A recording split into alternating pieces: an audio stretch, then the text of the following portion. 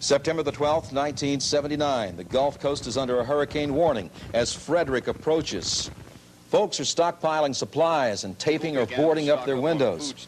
Most folks here leave home, but others stay behind. By nightfall in Mobile, streets are deserted, and those of us still in the path of the storm settle in for a long, sleepless night.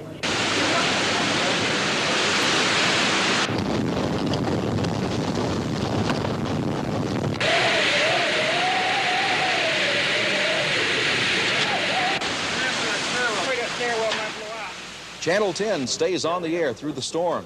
We broadcast live all night, except for 3 minutes when the newsroom floods. I helped fill in that night from our transmitter in Baldwin County.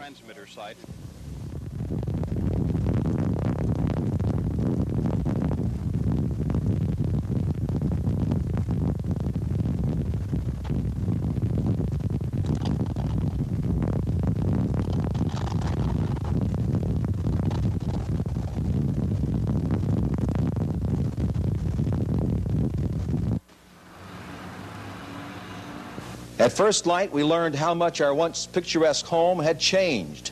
Damage in Mobile is extensive, with City Hall hard hit. A ship is listing, pushed over by Frederic's winds. Across much of the Gulf Coast, the situation is the same. In Baldwin County, trees down, homes damaged. The causeway underwater. Pascagoula, more devastation. And much of two coastal areas, Gulf Shores and Dauphin Island, they're blown away by winds reaching up to 135 miles per hour. That was the most terrible time I've ever spent in my whole life. And we met a policeman, a deputy that had worked on the island.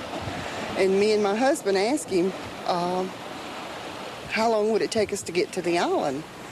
And he said, you can't get to the island. And I looked at him and I said, why? He said, there's no bridge. He said, there's no roads available either. And then I think it hit me, and I started looking around, and there was no tree standing. It took a lawsuit and more than $32 million, but the Dauphin Island Bridge has been replaced, reconnecting Dauphin Island to the mainland at Cedar Point. Before that could happen, millions of dollars had to be spent across the Gulf Coast. In the days and weeks following the storm, the government stepped in to offer food, ice, and just about every other form of assistance imaginable.